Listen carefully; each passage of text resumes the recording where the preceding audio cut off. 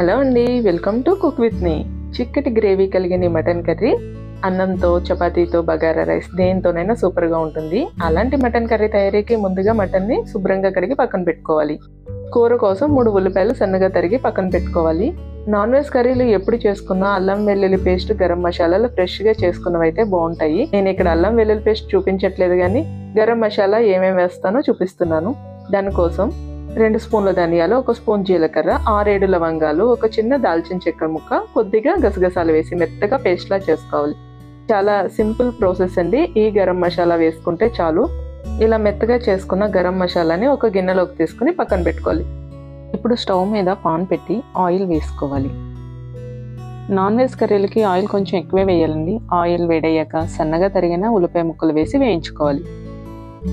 ఇక్కడ ఉల్లిపాయలు కూరకు తగ్గట్టు వేసుకోవాలి. ఉల్లిపాయలు ఎక్కువగా వేస్తే కూర తీపి వస్తుందంటారు. సో నేను ఇక్కడ 3 ఉల్లిపాయలు కట్ చేసుకుని వేసాను. ఉల్లిపాయ ముక్కలు బాగా వేగిన తర్వాత కడిగి పెట్టుకున్న మటన్ కూడా వేయాలి.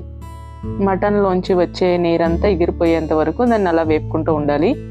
అప్పుడు 2 స్పూన్లు అల్లం వెల్లుల్లి పేస్ట్ వేసి 2 నిమిషాల పాటు వేయించుకోవాలి. అల్లం పచ్చివాసన పోయేంత వరకు అలా వేపుకోవాలి.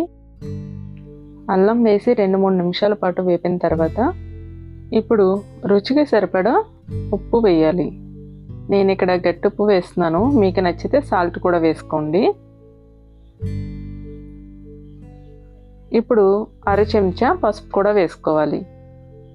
కూరకి సరిపడా కారం కూడా వేసుకుని ముక్కలు ములిగేంత వరకు నీళ్లు పోయాలి. మీరు స్పైసీగా తినే వాళ్ళైతే కొంచెం కారం ఎక్కువే పడుతుందండి. నేను 3-4 స్పూన్ల వరకు కారం వేసుకున్నాను. కారం చూసుకొని వేసుకోవాలి. ఇప్పుడు కుక్కర్కి మూత పెట్టి ఒక 10 విజిల్స్ వేయించాలేమో.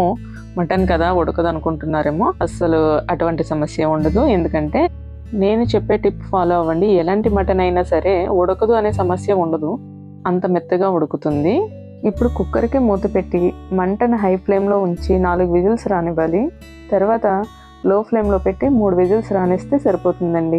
ఎలాంటి మటన్ అయినా సరే మెత్తగా ఉడుకుతుంది. కుక్కర్ ఆవిరంతా పోయి పూర్తిగా చల్లబడిన తర్వాత మూత తీసి ఇప్పుడు మళ్ళీ స్టవ్ ఆన్ చేయాలి.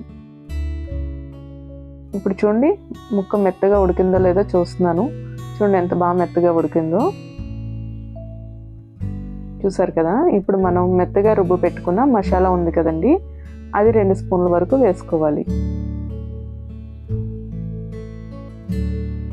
మసాలా 2 స్పూన్లు వేసుకున్న తర్వాత నేను ఇక్కడ మసాలా గ్రైండ్ చేసిన తర్వాత వాటర్ వేసుకుంటాం కదా, ఆ నీళ్ళు కూడా వేసేస్తున్నాను.